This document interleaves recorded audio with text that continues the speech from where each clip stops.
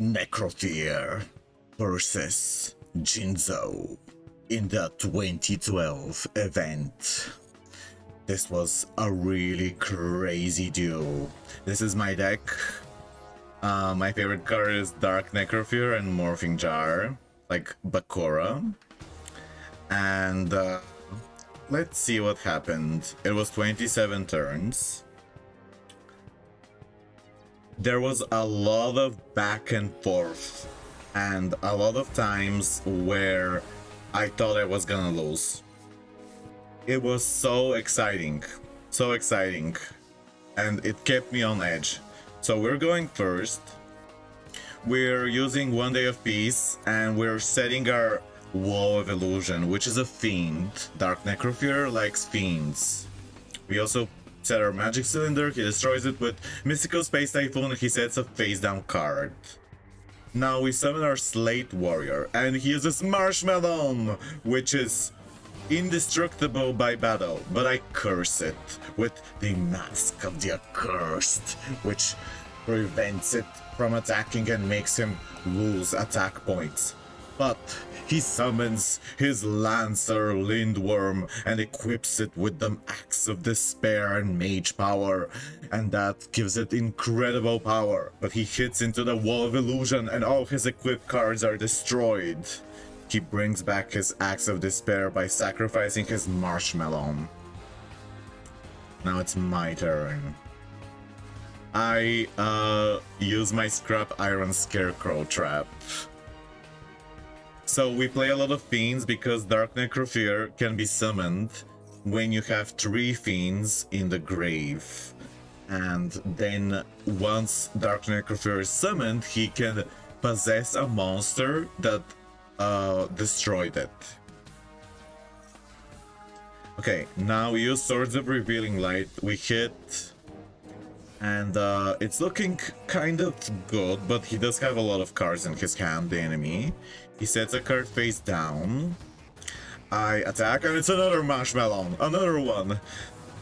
Curse you, Yugi, and your silly dessert monster. It looks like a little cake. Is that even a monster? That is a disgrace. I summon my Chaos Hunter, and I destroy his Luster Dragon. Now it's his turn, and he uses Lightning Vortex to destroy all my monsters. And now I am defenseless. And I pass, but I do have a Scarecrow that's saving me for now. He sacrifices his Marshmallow to summon Jinzo, who prevents all players from using trap cards. And that is one of the most powerful monsters in the classic Yu-Gi-Oh! I set my Morphing Jar and 2 Mystical Space Typhoons. My Scarecrow doesn't work anymore, so I will not be able to save myself from attacks. He attacks with his Jinzo, and I use my Morphing Jar, and we both draw 5 cards. He ends his turn. I get Necrofear, and I immediately summon it, and I hit into his Jinzo, so I can possess it. And now Jinzo is mine. I control it now. He uses a lot of equipped cards, but I use Mystical Space Typhoon to destroy one of them and save myself.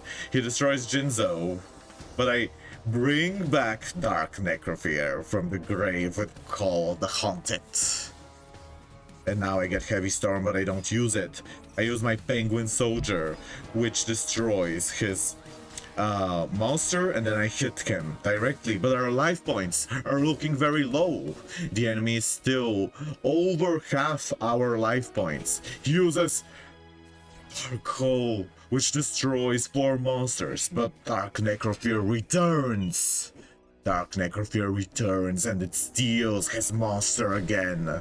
Luster Dragon is mine. Our life points are still low, but we're slowly coming back from the grave. And now we use Call of the Haunted to bring back Chaos Hunter. And now We get our tour guide, and he prevents us from attacking. We summon our insect, which increases our attack points, and we go in defense mode just in case he has a trap or a spell that destroys all attack position monsters. Like before, that's why. He destroys our Chaos Hunter. And now we get another Dark Necrofear, and we summon it. And now we attack. Attack my beasts! But for some reason we have a mental problem, and we don't put this monster in attack mode, even though we could have won. Unfortunately, it's a misplay. And now it's our turn. We use Heavy Storm. We use Call of the Haunted, but Heavy Storm destroys. Now we attack, and we attack directly with Dark Necrofear, and we win the duel! This is a real Yu-Gi-Oh game where you really don't know who's gonna win until the end.